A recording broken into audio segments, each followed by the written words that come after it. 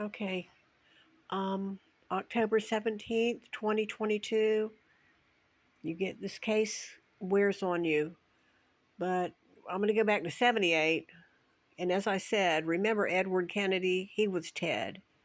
Ted Kennedy was Edward. I thought Edward was the longer version for Ted, and I would have thought Theodore would have been Theo in my mind. So anything that was going out in the Northwest from the time I was 12.9 on until I was 22 or 23 at JSO and had left there, and then the stuff hit the fan in Tallahassee. That's when I first realized it, when I saw the FBI poster in the newspaper. You know, they had published it in the newspaper, and I ran down to Miss Davis and I said, "This is the guy. This is the guy that we rode with way back in '67," and it was anticlimactic with her. But anyway, forget all that. Forget all that. We're going beyond that. All these years I've run track. You know, I ran track in high school and I tried out for the basketball team.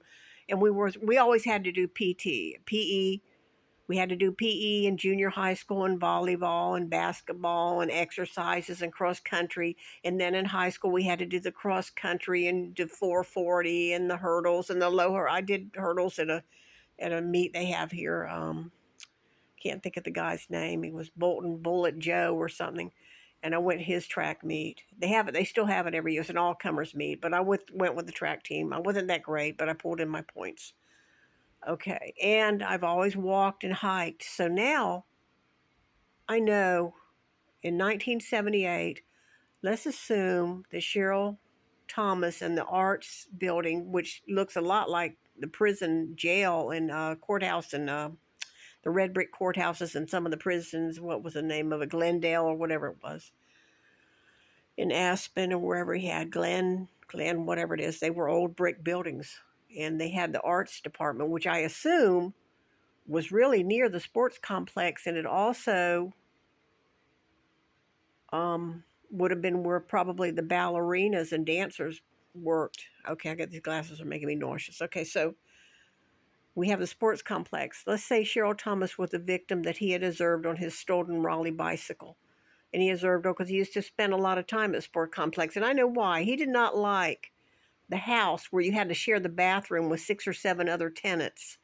When he could go to the gyms and the track and field and the baseball grounds, and probably on 2 different areas were male bathrooms that had shower stalls, hot and cold running water, doors open 24/7.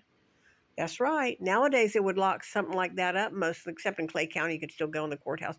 But back then, it was probably left open because the students are adults. Sitting running. Okay. So he probably went there. He probably was going to go to Cheryl Thomas. In one documentary, it said that there was a guy had a broken car right in front of that duplex earlier in the evening and was working on it and working on it. He worked on it a long time, and his buddies would come, people would come and trying to get his car fixed.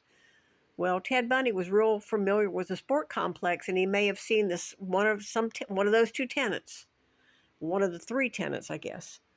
So that didn't pan out. I mean, he had other ideas. And I'm going to assume in 1978 there were some wooded lots. Not everything in Florida is developed. So you've got wooded lots here and there that are not under construction, that are not developed in 1978. You've got shower stalls. So we had a case here, a little boy killed a girl with a baseball bat and put her under his waterbed for days on end until somebody realized, something's wrong here. His name was Phillips. I think it was Joshua Phillips. They said something was wrong with his frontal lobe, and he killed Maddie Clifton. I remember I went to San Jose, and all the citizens lined up when her hearse went by. She was a little 13-year-old girl. I think she was 13. Scary. And anyway, he's in jail for all time. His father, I think, committed suicide. I don't know. He had a car wreck going to and from the prison. I think he actually rammed his car into a wall. But anyway, Mr. Culpepper at IRS said yes, that he knew somebody in law enforcement. Well, it sounds from law enforcement anyway, Culpepper. Anyway, there was a ceiling fan, and this kid said that she had taken a golf ball or a puff ball or something, and he said, "Why did you take it?" or something. He invited her in, And I don't know what his intentions were, but he ended up beating her in the head with a baseball bat. His parents were still at work and hadn't come home yet. And there was blood splatter on the ceiling and the ceiling fan. So that's how far the blood spatters.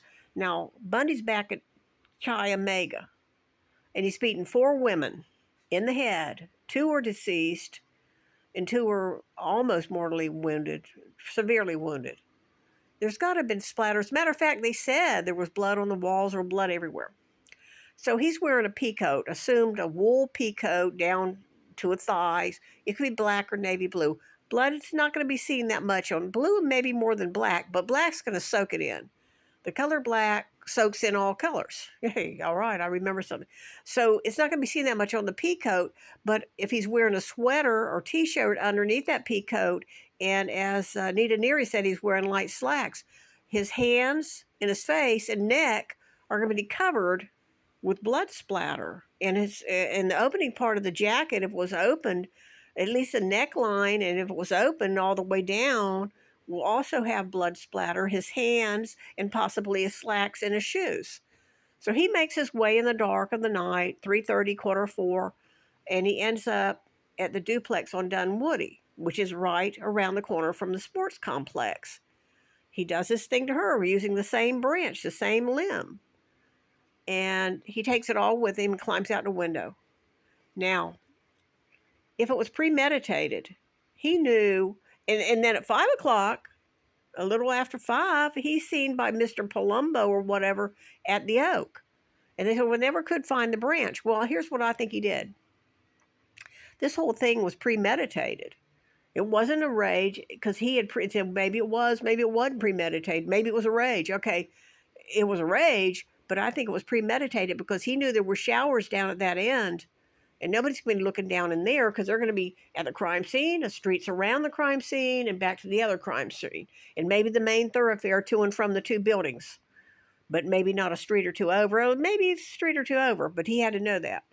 So he goes down to the sports complex, cleans up, and has a plastic bag behind a trash dumpster or even in a trash dumpster, which is a real good place to hide something. You just lift up the original bag and put your bag underneath. But in that bag, a new pair of slacks and a new sweater top. You know, a different sweater top and a different pair of slacks.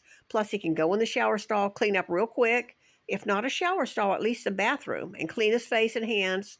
Take his dirty stuff, put it in the empty plastic bag, step into the wooded lot, and it's already dug a hole. And you don't have to have an entrenching tool. You could use a garden spade. You know what I mean by garden spade? A little square, round garden spade. And in the soft dirt, you walk off there's trails in woods. There's always trails in woods. So you step about 2 feet off the trail, and there's a bunch of leaves and pine straw, and you dig your 2 by 1 foot by 2 foot little square hole. You put your branch in, you put your dirty clothes in, not the bag, because the bag, is hard to get the air out of.